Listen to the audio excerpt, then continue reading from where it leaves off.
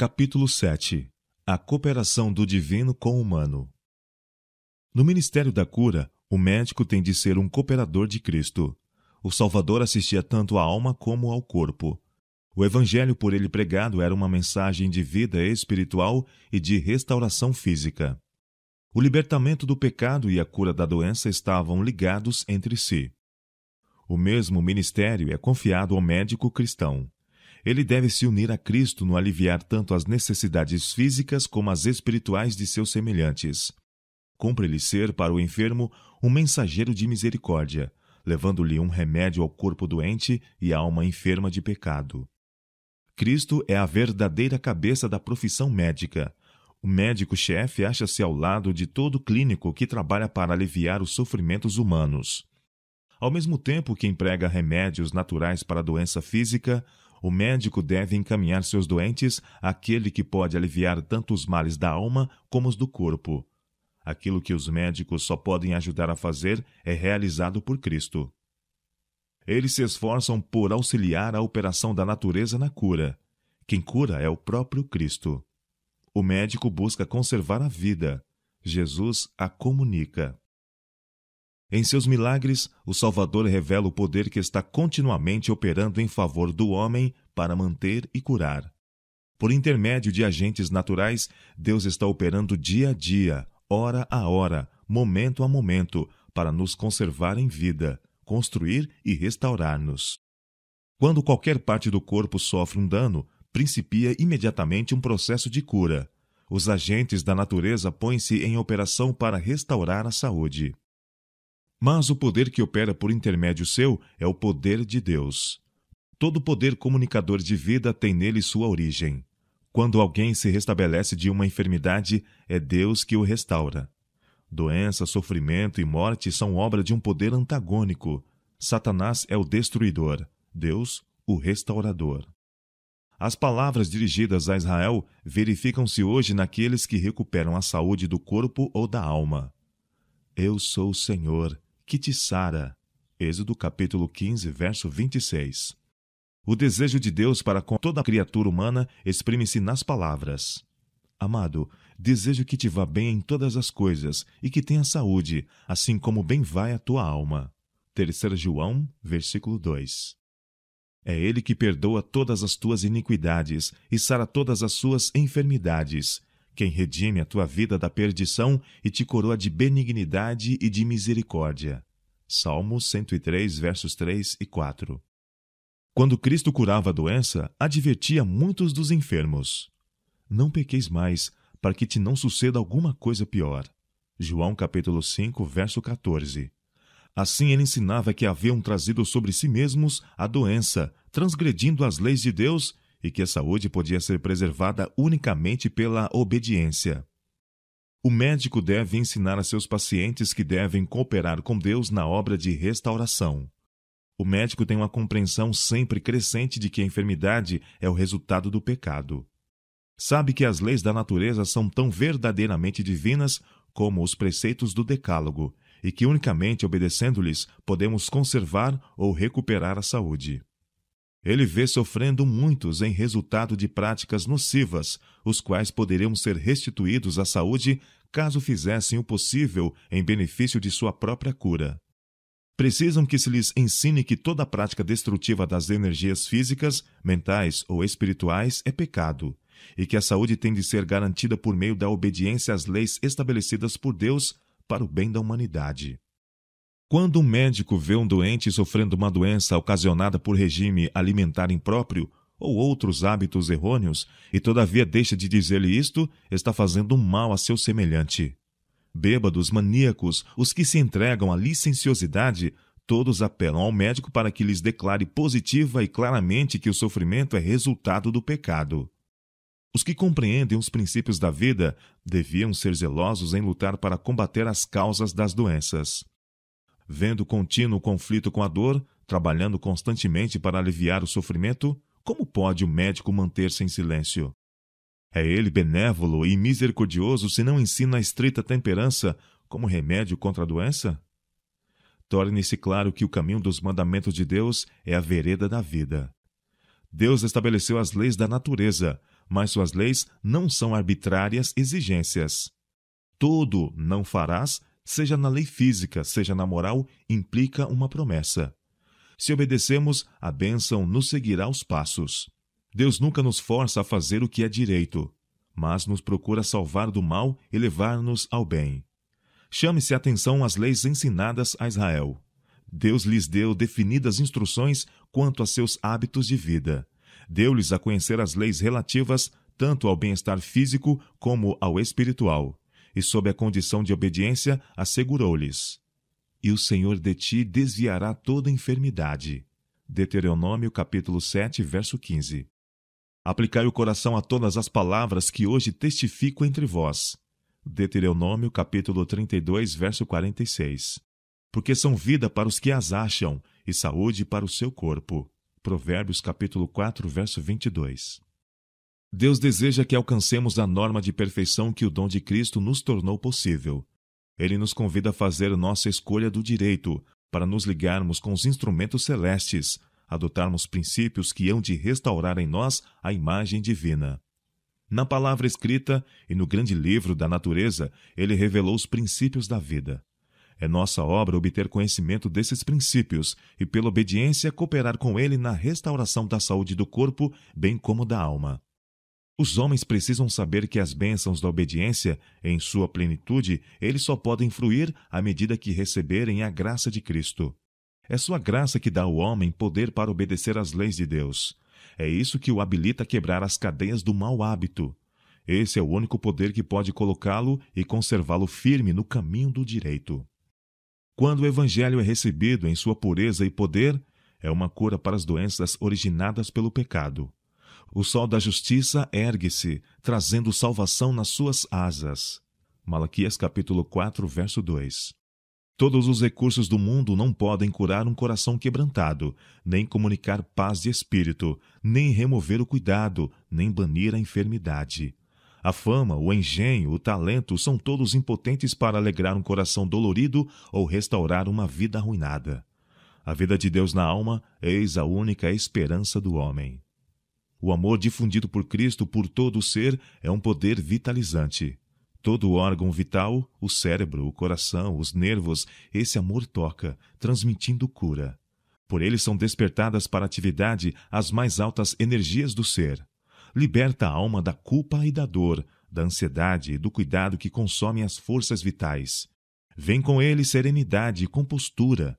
Implanta na alma uma alegria que coisa alguma terrestre pode destruir, a alegria do Espírito Santo, alegria que comunica saúde e vida. As palavras de nosso Salvador, vinde a mim, e eu vos aliviarei, são uma receita para a cura dos males físicos, mentais e espirituais. Embora os homens hajam trazido sobre seu sofrimento por causa de suas más ações, ele os olha com piedade. Nele pode encontrar socorro. Grandes coisas fará por aqueles que nele confiam.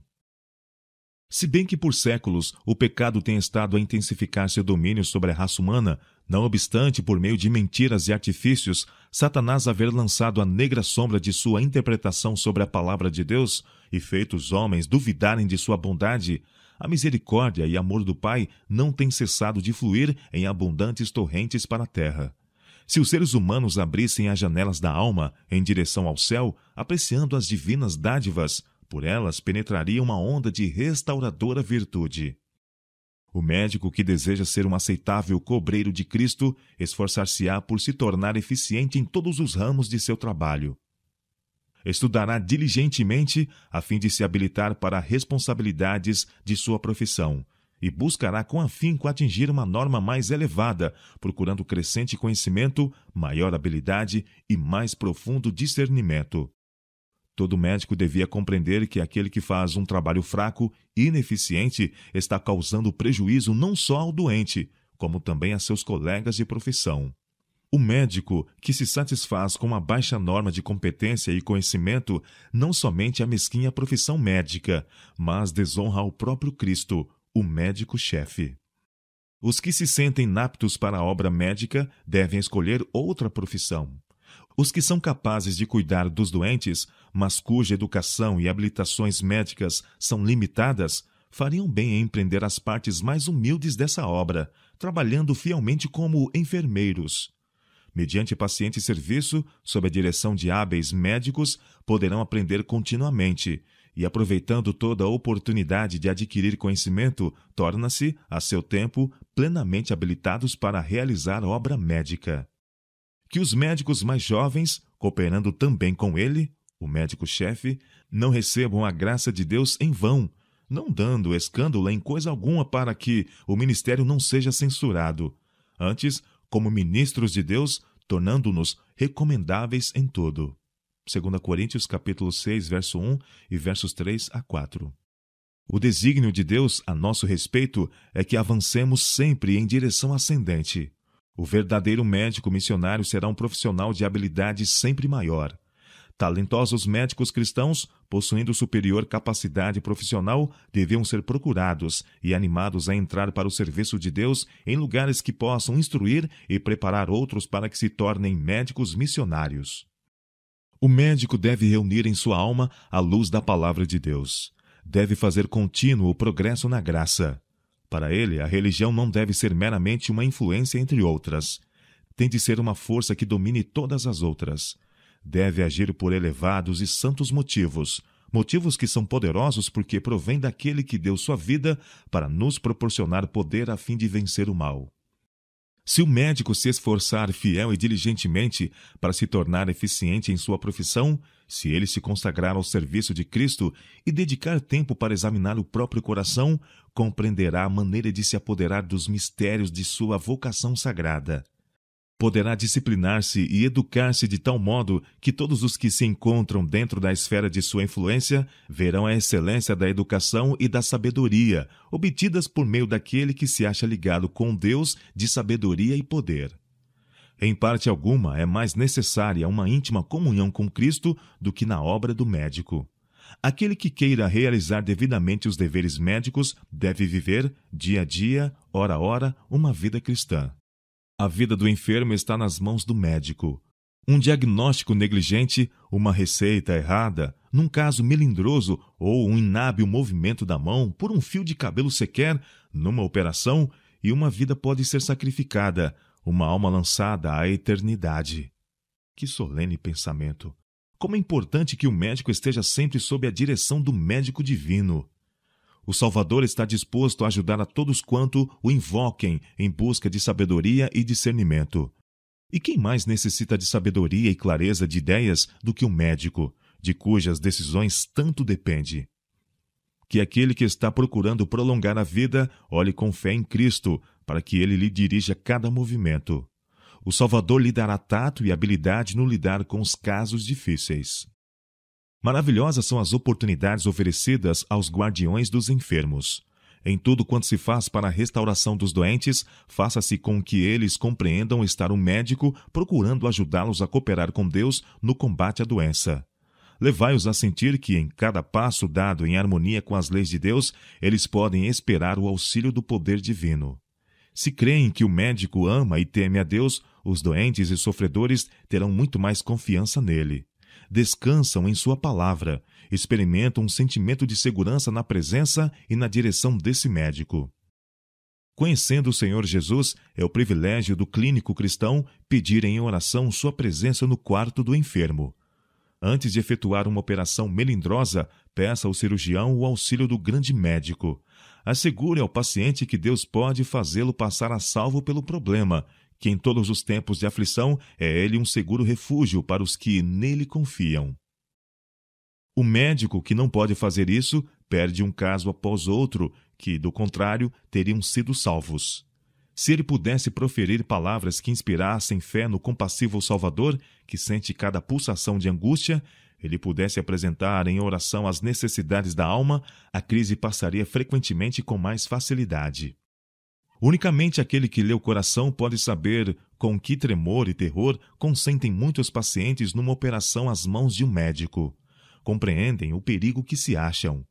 Conquanto tenham confiança na competência do cirurgião, sabem que ele não é infalível.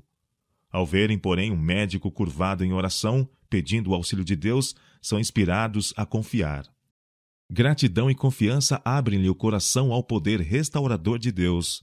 As energias de todo o ser são possuídas de vigor e as forças vitais triunfam. Também ao médico, a presença do Salvador é um elemento de força. Muitas vezes, as responsabilidades e possibilidades de sua obra lhe trazem temor ao espírito. A febre da incerteza e do receio tornaria inábil sua mão. Mas a certeza de que o divino conselheiro se acha ao seu lado e guiá-lo e sustê-lo comunica serenidade e ânimo.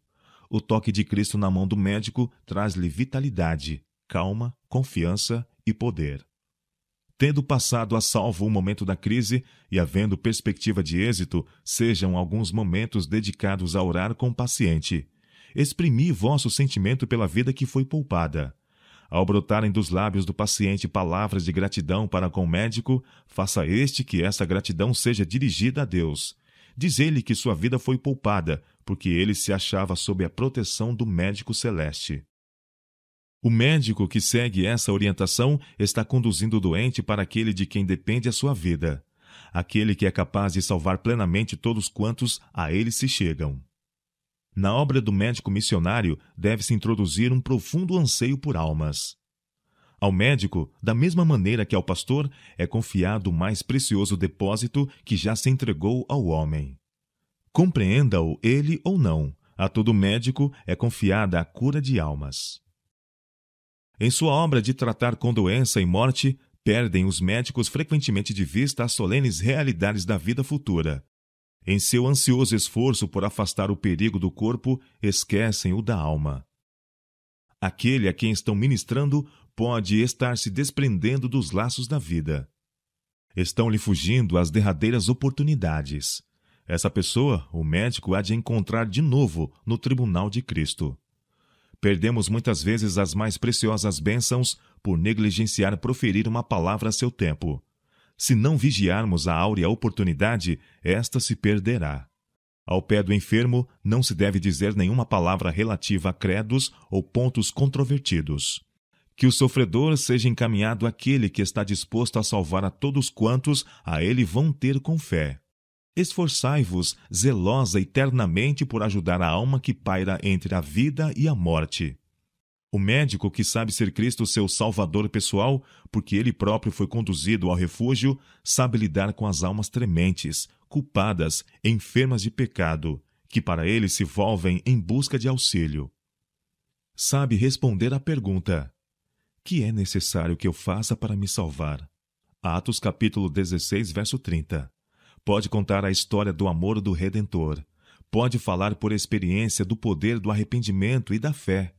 Em palavras simples e fervorosas, sabe apresentar a Deus em oração as necessidades da alma e animar o doente a pedir também e aceitar a misericórdia do compassivo Salvador. Ao ministrar ele assim, ao pé do leito do doente, esforçando-se por proferir palavras que levem auxílio e conforto, o Senhor opera com ele e por intermédio dele.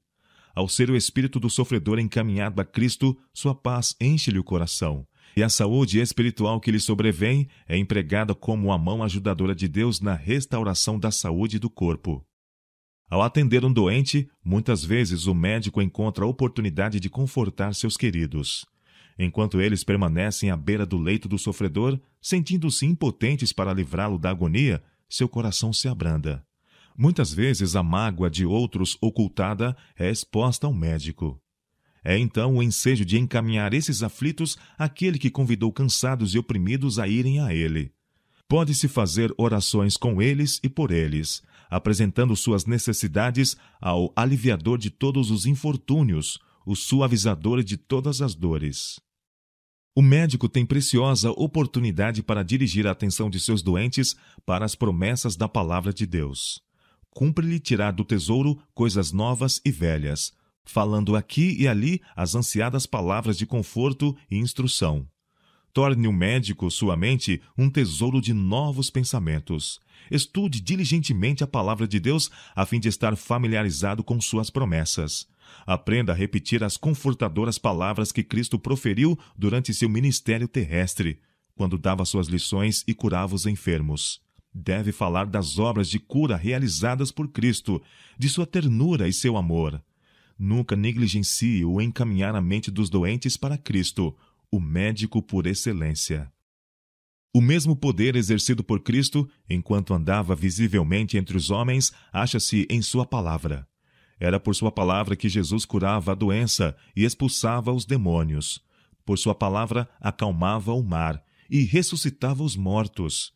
E o povo dava testemunho de que sua palavra tinha autoridade. Ele falava a palavra de Deus, a mesma que falara a todos os profetas e mestres do Antigo Testamento. Toda a Bíblia é uma manifestação de Cristo. As Escrituras devem ser recebidas como a palavra de Deus a nós, não meramente escrita, mas falada também. Quando os aflitos iam ter com Cristo, ele os via não somente a eles que pediam auxílio, mas a todos quantos, através dos séculos, haviam de buscá-lo com igual necessidade e idêntica fé. Quando disse ao paralítico: Filho, tem bom ânimo, perdoados te são os teus pecados. Quando disse à mulher de Cafarnaum: Tem bom ânimo, filha, a tua fé te salvou, vá em paz. Dirigia-se a outros sofredores, oprimidos do pecado, que haviam de ter com ele em busca de auxílio. O mesmo se dá quanto a todas as promessas da palavra de Deus. Por meio delas, ele nos está falando a nós individualmente, falando tão diretamente como se lhe pudéssemos ouvir a voz. É por intermédio dessas promessas que Cristo nos comunica sua graça e poder. Elas são folhas daquela árvore que é para a saúde das nações. Apocalipse capítulo 22, verso 2. Recebidas, assimiladas, elas serão a fortaleza do caráter, a inspiração e o sustentáculo da vida. Nenhuma outra coisa pode possuir tal poder restaurador. Nada além delas pode comunicar o ânimo e a fé que dá energia vital a todo ser. Há alguém que se acha tremer de temor à beira da sepultura. A alma cansada do fardo de sofrimento e pecado, repita ao médico, quando se lhe oferecer ensejo, as palavras do Salvador. Pois todas as palavras das Santas Escrituras são suas. Não temas, porque eu te remi. Chamei-te pelo teu nome. Tu és meu.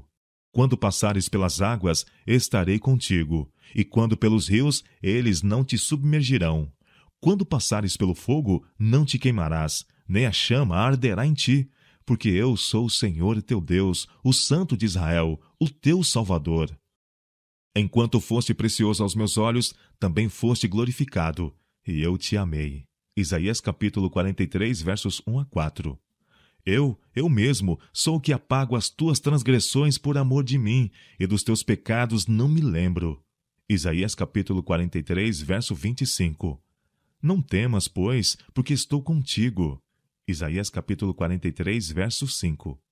Como um pai se compadece de seus filhos, assim o Senhor se compadece daqueles que o temem, pois ele conhece a nossa estrutura, lembra-se de que somos pó.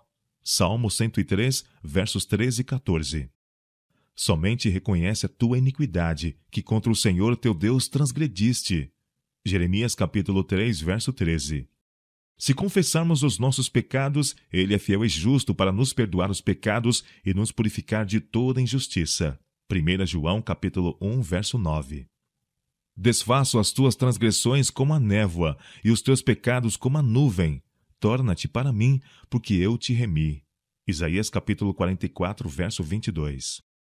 Vinde, pois, e arrazoemos, diz o Senhor. Ainda que os vossos pecados sejam como a escarlata, eles se tornarão brancos como a neve. Ainda que sejam vermelhos como o carmesim, se tornarão como a branca lã. Se quiserdes e ouvirdes, comereis o bem desta terra. Isaías capítulo 1, versos 18 e 19. Com amor eterno te amei, também com amorável benignidade te atraí. Jeremias capítulo 31, verso 3.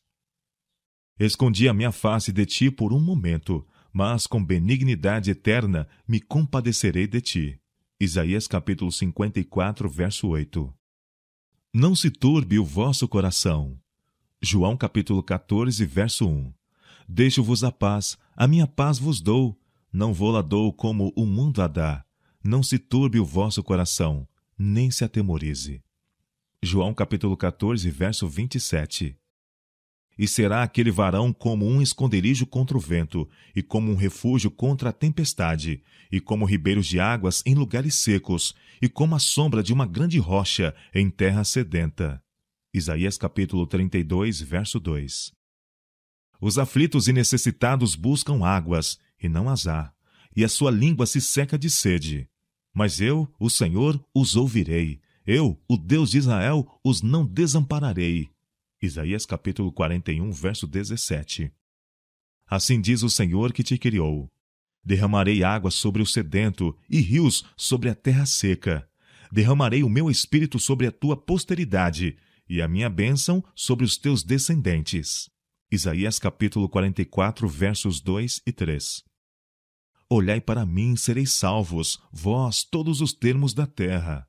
Isaías capítulo 45, verso 22. Ele tomou sobre si as nossas enfermidades, elevou as nossas doenças. Mateus capítulo 8, verso 17. Ele foi ferido pelas nossas transgressões e moído pelas nossas iniquidades. O castigo que nos traz a paz estava sobre ele, e pelas suas pisaduras fomos sarados. Isaías capítulo 53, verso 5.